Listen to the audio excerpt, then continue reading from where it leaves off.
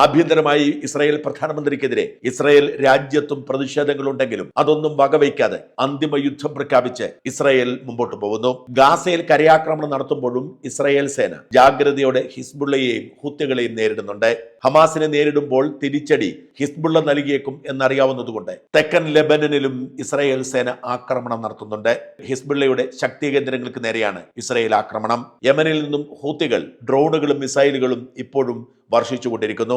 എന്നാൽ അവയെല്ലാം ഇസ്രായേൽ സേന നേരിട്ടുകൊണ്ടിരിക്കുന്നു. സമ്പൂർണ്ണ യുദ്ധമാണെന്നും ഗാസ പിടിച്ചെടുത്ത് ഹമാസിന്റെ അടിവേര് മാന്തിയതിനു ശേഷം മാത്രമേ യുദ്ധം അവസാനിപ്പിക്കൂ എന്നും പറഞ്ഞുള്ള മുന്നേറ്റമാണ് ഇസ്രായേൽ ഇപ്പോൾ നടത്തിക്കൊണ്ടിരിക്കുന്നത്.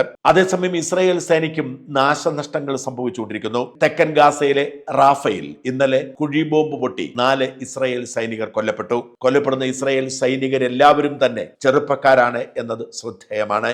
മറ്റൊരു ദുരന്തം ഇസ്രായേൽ സേനയ്ക്കുണ്ടായത് ജോർദാൻ അതിർത്തിയിലാണ്. ജോർദാൻ വെസ്റ്റ് ബാങ്ക് അതിർത്തിയിൽ ജോർദാനിൽ നിന്നും ഗാസയിലേക്കുള്ള ജീവൻ രക്ഷാ ഉപകരണങ്ങളുമായി എത്തിയിരുന്ന ട്രക്ക് ഡ്രൈവർ പരിശോധനയ്ക്കിടയിൽ ക്യാബിനിൽ ഇരുന്നു കൊണ്ട് തന്നെ പരിശോധിച്ച ഇസ്രായേൽ സൈനികർക്ക് നേരെ വെടിവെക്കുകയായിരുന്നു. ജോർദാൻ പൗരനായ ഭീകരന്റെ തോക്ക് ജാമായി പോയതുകൊണ്ട് ചാടിയിറങ്ങി കയ്യിലിരുന്ന കത്തി കൊണ്ട് 2 പട്ടാളക്കാരെ കുത്തി. 2 സൈനികരും തൽക്ഷണം മരിച്ചു.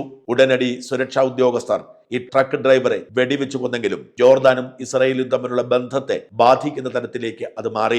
ജോർദാനും ഈജിപ്തും ഒക്കെ ഇസ്രായേലുമായി സഖ്യത്തിലേർപ്പെട്ട് നിശബ്ദത പാലിക്കുന്നുണ്ടെങ്കിലും അടിസ്ഥാനപരമായി അവർക്ക് ഇസ്രായേൽ ശത്രുക്കളാണ് എന്ന് പ്രഖ്യാപിക്കുന്നതായി ഈ ആക്രമണം. ഇതോടുകൂടി ഒക്ടോബർ 7 ഭീകരാക്രമണത്തിന് ശേഷം ഹമാസിനെ നേരിടാൻ ഗ്രൗണ്ടിൽ ഇറങ്ങി കളിച്ച ഇസ്രായേൽ സേനയ്ക്ക് ഇതുവരെ നഷ്ടപ്പെട്ട പട്ടാളക്കാരുടെ എണ്ണം 469 ഒട്ടുമിക്കവരും തന്നെ ചെറുപ്പക്കാരായതുകൊണ്ട് ഇസ്രായേൽ ജനതയിൽ വലിയ പ്രതിഷേധവും രോഷവുമുണ്ട്.